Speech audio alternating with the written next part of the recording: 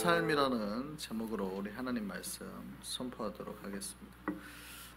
우리가 이제 요한계시록을 시작을 했죠. 요한계시록을 통해서 또 하나님의 또 말씀과 계시와 뜻이 우리에게 드러나기를 소망합니다. 우리가 신자로서 살아가는 그 삶의 시작점, 신자로서의 삶의 시작점이 어디일까요? 교회에 발을 내딛는 순간일까요? 아니면 우리가 첫 하나님 앞에 기도했던 순간일까요? 그렇지 않으면 교회에서 공식적으로 세례를 받았던 그때일까요? 여러 기준이 있을 수 있습니다. 여러 기준이 있을 수 있는데 우리가 온전한 신자로서의 삶, 그러니까 어떤 공식적인 교회에서 어떤 그런 거 말고 진짜 하나님 앞에서 온전한 신자로서 살아가는 삶은 예수 그리스도를 개인적으로 만난 그 시점에서 시작이 됩니다. 아멘입니까? 그래서 우리가 사실은 교회를 다니고 있다, 아니면은 내가 기도를 한다, 찬양을 한다, 이게 아니라 진짜 내가 하나님을 개인적으로 만났나, 이게 이제 우리에게 질문이 돼야 되고, 꼭 하나님을, 예수님을 개인적으로 만난 그 체험이 있으셔야 됩니다. 우리 삶의 변화의 능력은 예수님에게 있거든요. 그래서 우리가 아무리 세례를 받았고 또 기도를 하고 교회에 앉아 있다고 해도 예수님을 만나지 못했다면 그 어떤 거룩의 변화도 일어날 수가 없습니다. 약간의 노력은 할 수 있어요. 교회를 다니니까 내가 이제 그래도 교회 다니는 사람으로 열심히 살아야지라고 약간의 노력은 개인적으로 할 수 있습니다. 그런데 다시 주저앉는 거예요. 다시 주저앉고 무너지게 되는 겁니다. 모든 우리 신자의 삶은 그리스도를 만나고 나서 시작이 되는 겁니다. 예수께서 그 제자들을 부르시죠. 이 제자들의 삶이 원래는 어부의 삶이잖아요, 대부분. 근데 그들이 어부로서의 삶을 끝내지 않고 모든 인류가 존경하는 위대한 성인으로서의 삶을 살 수 있게 된 게 예수를 만나고죠. 예수를 만나고 난 다음에 그들의 삶은 완전히 달라진 거예요. 그 전에는 사실은 아무도 인류가 기억하지 못할 그런 삶이었습니다. 그냥 자기의 인생을 사는 삶이죠. 자기의 잡을 가지고 살아가는 삶이죠.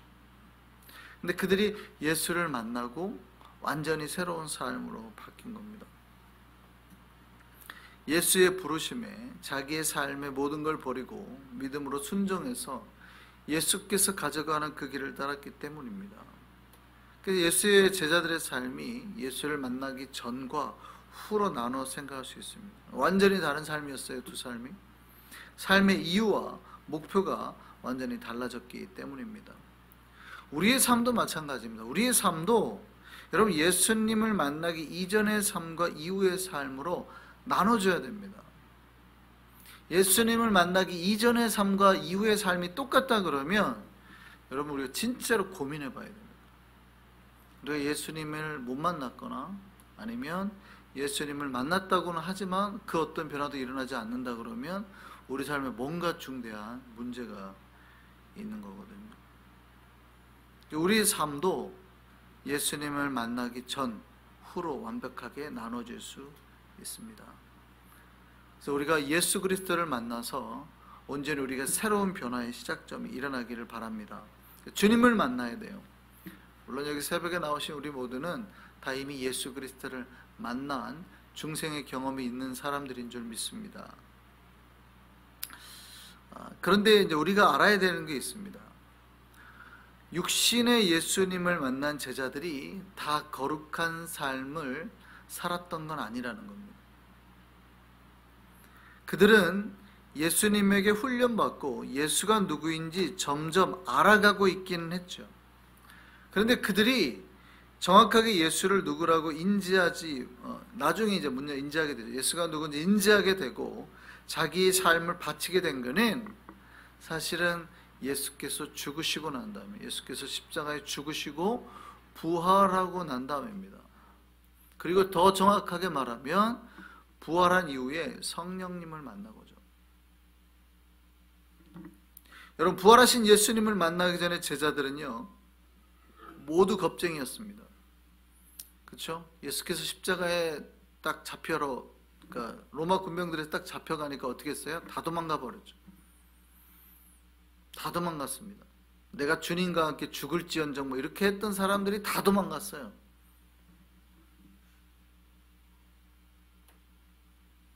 우리도 그러하리이다. 뭐 베드로가 말하니까 우리도 그럴 겁니다라고 했던 고백했던 제자들이 다 도망갔어요. 다 겁쟁이였습니다. 그리고 자기의 욕심과 욕망을 따르는 자들이었습니다. 그러니까 예수께서 잡히시는 그날, 그러니까 죽으시기 전날까지 서로 자기가 오른쪽에 있겠다고 왼쪽에 있겠다고 더 높은 자리에 앉겠다고, 그러니까 교회에서 내가 더 좋은 부서장을 차지하겠다고 싸우는 것과 똑같죠. 진짜 사역을 위해서 수고하지는 않아요. 내가 주님을 위해서 뭘 하겠습니다 하는 고민하지 않고 권력을 위해서 싸웠단 말이에요. 그게 예수님의 제자들이 예수님이 죽으시기 전날 보였던 행태예요. 우리가 오른쪽에 앉겠습니다, 왼쪽에 앉겠습니다.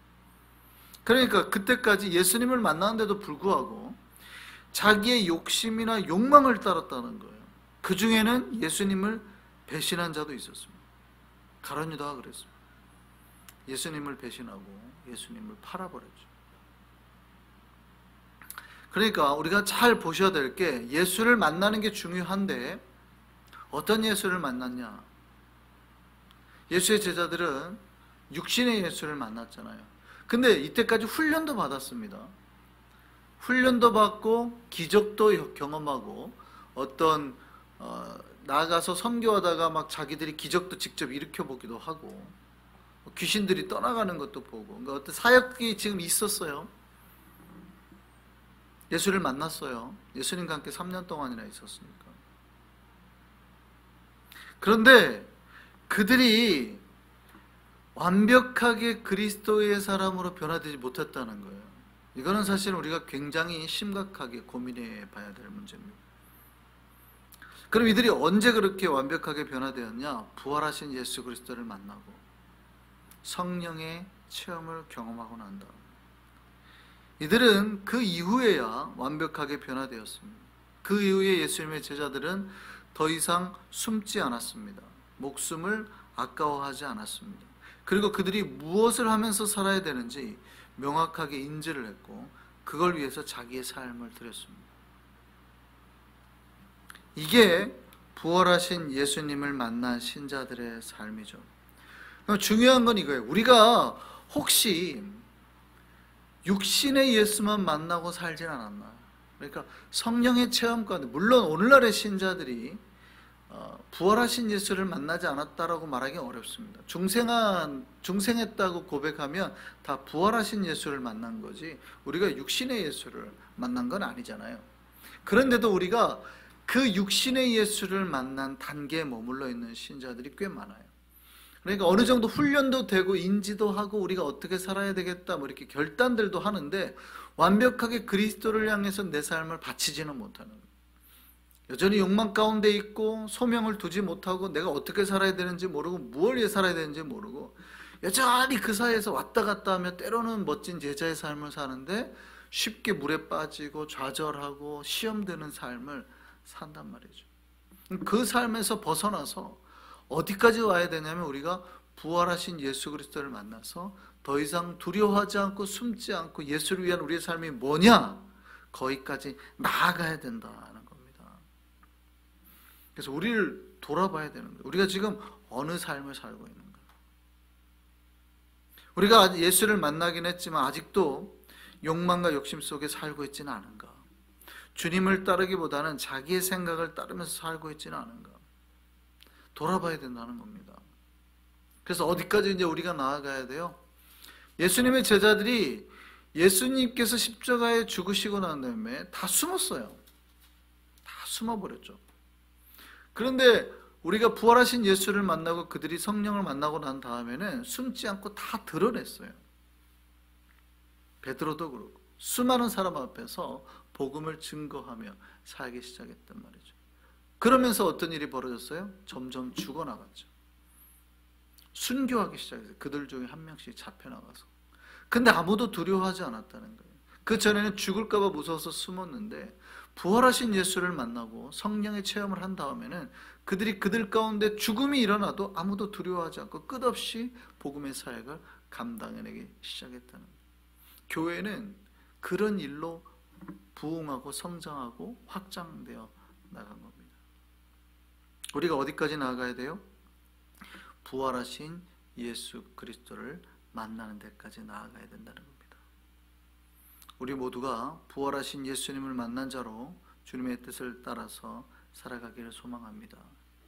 사실은 바울이 그런 사람이었습니다. 바울은 육신의 예수를 만난 사람은 아닙니다. 그죠? 육신의 예수를 만난 사람은 아닙니다. 그래서 12제자에 들지 못합니다. 어떤 신학자는 바울이 그래도 12제자에 들어야 된다라고 주장하는 신학자도 있긴 있습니다. 마띠아를 뽑은 건 잘못된 거다. 바울이 들어가야 된다 주장하는 신학자도 있었어요. 근데 뭐 굉장히 극소수의 신학이고요. 주류 신학은 바울이 12제자라고 생각하지 않습니다. 12제자에 들지 못했죠. 바울은 예수를 만난 사람이 아니거든요. 근데 누구를 만났어요? 부활하신 예수를 만났죠. 부활하신 예수를 만나고 그 예수로 인해서 자기의 삶을 변화시켜서 평생 주님의 종으로 산 사람입니다.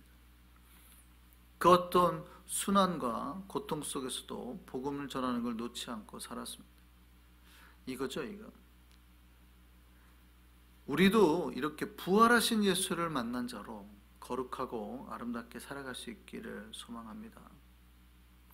그런데 여기서 우리가 한 번 더 생각해야 돼요. 우리가 이제 부활하신 예수를 만난 그 경험이 다 우리에게 있을 겁니다. 그죠? 근데 사실은 부활하신 예수 그리스도를 만난 그 한 번의 삶으로 살아가는 건 아니에요.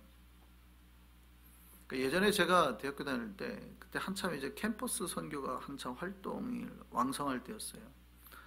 어느 날 제가 학교를 갔는데 어떤 그 형제 하나가 남자 하나가 저한테 오시더니 물어보더라고요. 혹시 예수님 믿으시냐?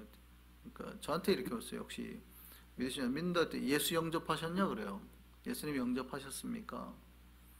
그래서 제가 그랬죠. 예, 예수님 영접했다고. 언제 하셨습니까? 물어봐요. 그래서 제가 그랬어요. 잘 모르겠는데요. 언제는 잘 모르겠는데요. 그랬더니 그분이 그러는 거예요. 그러면 영접하지 않은 거라고. 왜요? 날짜가 명확하지 않다라는 거는 확신이 없다는 거예요. 동의가 되세요? 확신이 없다는 거라고. 확신이 없기 때문에 내가 주님을 영접하지 않았기 때문에 막연히 믿는 거라고.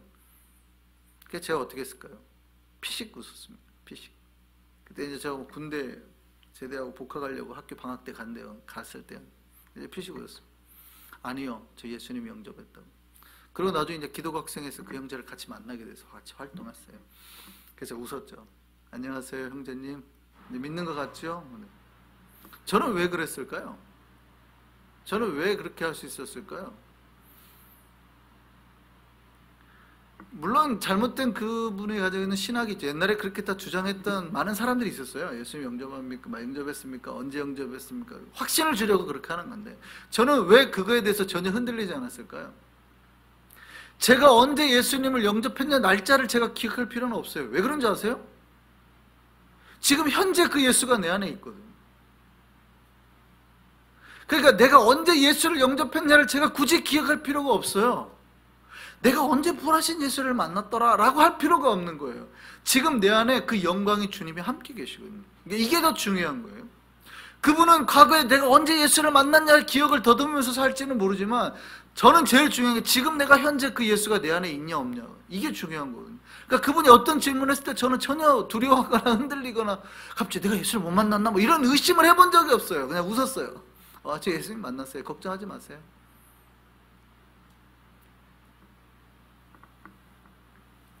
여러분, 신자는 내가 부활하신 예수를 언제 한번 영접했던 그 힘으로 살아가는 게 아닙니다. 내가 옛날에 10년 전에 20년 전에 그 예수를 만났지라는 힘으로 살아가는 게 아니에요. 사실은 매일 매 순간에 내가 그 영광의 주님을 만나고 주님의 음성을 들으며 살아가는 겁니다. 그 힘으로 살아가는 겁니다. 매일의 순간에서 주님의 말씀을 붙잡고 살아야 되는 거예요. 그래서 그 삶에 능력이 있는 거예요. 오늘 본문에 사도 요한이 뭐라고 그러냐면 영광의 예수를 만난 장면이 이러이러하다라고 말하고 있어요. 내가 영광의 주님을 만난 장면이 이러하다. 저 사도 요한을 잘 보세요. 요한은 뭘 만난 사람이에요? 육신의 예수를 만난 사람이죠. 처음 부름을 받은 사람이에요. 3명의 수제자 중에 1명이었으니까. 근데 그는 또 누구를 만났어요? 부활하신 예수를 만났죠. 그리고 성령의 체험을 했죠. 근데 사도 요한은 거기서 끝나지 않고 영광의 예수를 봤습니다. 그리고 영광의 예수를 보고 뭐를 발견하냐면 소명이라는 것을 발견해요. 주께서 두려워하지 말고 내가 너에게 한 이러이러하는 것을 해라. 그러니까 신자의 삶은 부활하신 예수를 만나고 난 다음에 그의 삶이 완벽하게 바뀌었다면 그때부터는 이제 영광의 주님을 만나고 그 주님께서 나에게 말씀하신 음성을 듣고 내가 뭘 해야 돼요? 소명을 발견하고 내가 무엇을 하며 살 건가를 여러분 깨닫고 결심하고 살아야 된다는 거죠. 그래서 지금 요한계시록 제일 앞에 나오는 말에 사도 요한이 영광의 주님 앞에 서 있는 장면을 묘사하고 있어요. 내가 영광의 주님을 만났다. 그리고 영광의 주님이 얼마나 영광스러운지 아주 세밀하게 기록하고 있습니다. 주님은 발에 끌리는 옷을 입었는데 가슴에는 금띠를 두르고 있고 머리는 흰 양털같이 하얗고 눈은 불꽃 같고 그의 발은 빛난 주석 같고 그의 음성은 많은 물소리 같고 그러니까 막 정말 물소리처럼 확 하는 것처럼 정말 위엄이 있고 그런 표현이에요. 그의 오른손에는 7별이 있고 얼굴은 해같이 빛나고 있었고 그러니까 그가 본 거룩한 얼굴의 그 형상을 다 모습을 다 기록하고 있는 거예요. 그분이 척대 사이에 나타나시고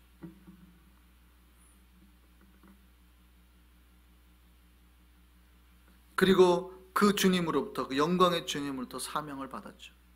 주께서 말씀하신 게 뭐예요? 기록하라. 너는 이제부터 기록하라. 두려워하지 말고 내가 너에게 말하는 모든 걸 기록해라. 그게 뭡니까? 요한계시록이죠. 이게 요한계시록의 시작입니다. 그러니까 영광의 주님을 만나고 요한이 그의 말년에 받은 사명이 주의 말씀을 기록해서 남기라는 거예요. 그게 우리가 이제부터 묵상하고 나아갈 요한계시록이에요. 그러니까 요한이 정말 부활하신 예수를 만났지만 영광의 주님을 다시 만나고 난 다음에 그 안에서 다시 시작하는 새로운 사역. 여러분 신자는 부활하신 예수 그리스도를 만나고 그 예수를 다시 매일 매순간 만나야 됩니다. 그 예수가 우리 안에서 많은 물소리로 말씀하고 계셔야 됩니다. 그 주님의 음성이 우리 안에 있기를 소망합니다. 예수께서 요한에게 두려워하지 말라라고 했습니다. 그리고 새로운 사명을 시작하라고 했습니다. 여러분 우리에게도 이런 영광의 주님을 만나는 사건이 있기를 소망합니다. 주님께서 우리에게 두려워하지 말고 내가 너에게 명령한 모든 것을 이제 행하라 라고 하실 겁니다. 그게 있어야 돼요. 우리가 그 힘을 가지고 주님의 일을 하는 겁니다. 그 사명을 가지고 우리가 아멘 하면서 일을 하는 겁니다. 우리가 교회에 헌신하고 봉사를 하고 하는 모든 일에도 주님께서 주시는 그 음성이 있어야 돼요. 어떤 그런 주님께서 주신 동기가 있어야 돼요. 주님께서 주신 은혜가 있어야 돼요. 그걸 가지고 우리가 일을 하는 거예요. 이게 말라버리면 일을 하다가 대부분 뭐예요? 지쳐요. 내가 왜 이걸 해야 되는지도 모르고 하다가 시험 든단 말이죠. 그럼 내가 그런 것 같으면 자꾸 뭐가 있어야 돼요? 다시 영광의 주님 앞에 나아가는 작업이 있어야죠. 영광의 주님 앞에 내가 무릎 꿇고 나아가는 작업이 있어야죠. 그리고 주님으로부터 은혜를 구하고 주님으로부터 확신을 구하고 말씀을 구하고 다시 나아가서 사역을 해야 되는 거죠. 오늘날의 우리 신자들은 어느 단계에 와 있어야 되냐면 매일매일 이 영광의 주님을 만나는 단계에 나아가 있어야 돼요. 우리가 주님을 만날 수 있는 게 아니잖아요. 여러분 부활하신 예수, 물론 부활하신 예수를 오늘날 우리가 만나지만 딱 부활해서 역사하신 그 예수를 만나는 게 아니죠. 영광의 예수를 만나는 거잖아요. 우리가 부활해가지고 아직 승천하지 못하는 예수를 만나는 단계가 아니라 우리가 영광의 주님을 매일 만나는 단계잖아요. 그러면 매일 매 순간에 영광의 주님 가운데 그 은혜를 우리가 경험하고 그 주님을 만나고 나아가야 된다는 거죠. 그 삶을 살아야 된다는 거죠. 그러면 주님께서 우리에게 말씀하실 거예요. 너는 두려워하지 말고 이 일을 해라. 그러면 그때 우리가 뭐 해야 돼요? 아멘 하고 순종하고 나아가서 주님의 일을 해야 된다는 거죠. 우리의 삶이 매일매일 주님을 만나는 삶이기를 소망합니다. 주님을 만나서 주님께서 주신 사명을 붙잡고 영광의 길로 걸어가신 우리 지리성교회와 한성의 백성 되기를 소망합니다.